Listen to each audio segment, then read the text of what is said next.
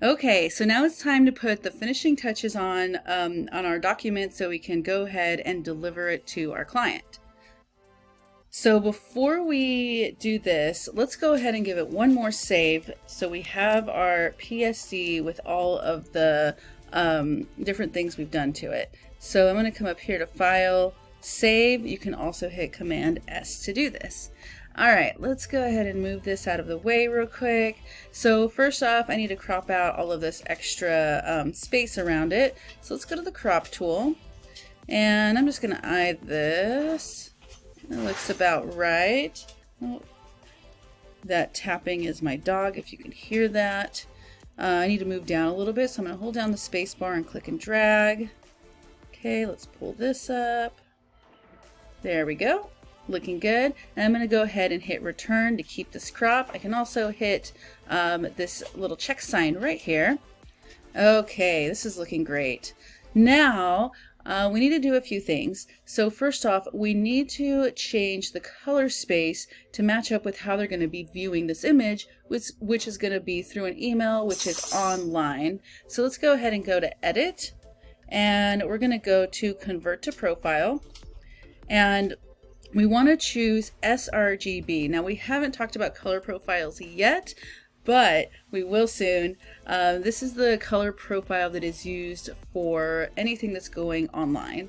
And if that's not the automatic one that's there, you just have to click here and look around, and it's usually in the first section here, sRGB. Perfect. Let's click OK. Now the reason why you needed to do your screenshot before this point is because it's actually just flattened our entire file down to one layer. And if you forgot to take your screenshot, go back to your history channel real quick, take a step back to the crop, do your screenshot so that you can turn that in. Okay. Now the next thing we're going to do is we're going to change the image size, because the images we brought in were pretty large, and what we want a pretty small file size, so when they open this in email, well, first of all, so we can send it in an email, second of all, when they try to open it, it doesn't take forever to load. So I'm going to come up here to image size. We want our resolution for web images to be between 72 and 96. So 72, that's fine. Now here we can see we're at 66 inches. That's way too big. If this doesn't say inches, let's say it says pixels instead, you can just click here and switch to inches, and it'll give you the inches there. So I'm going to go ahead and make this, let's say 10 inches.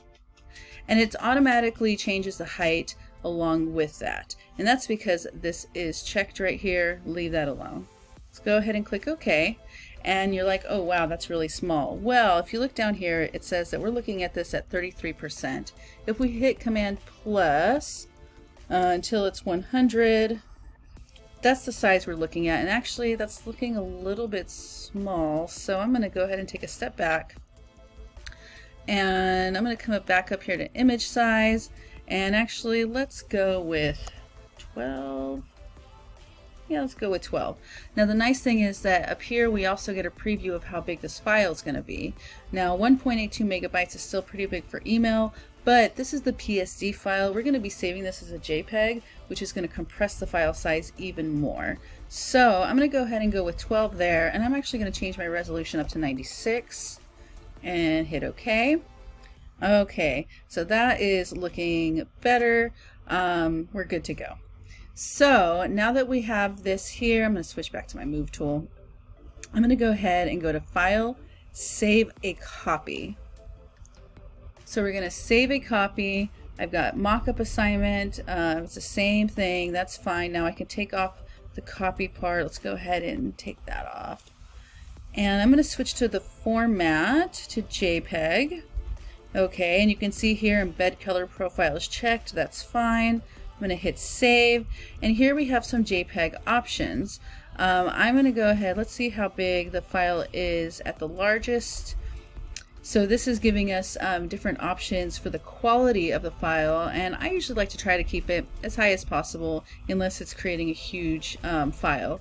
This is looking great. It's under a megabyte, which is just fine. So let's hit OK, and it is saving. Okay, so now this JPEG file Let's see, let's go ahead and find it real quick.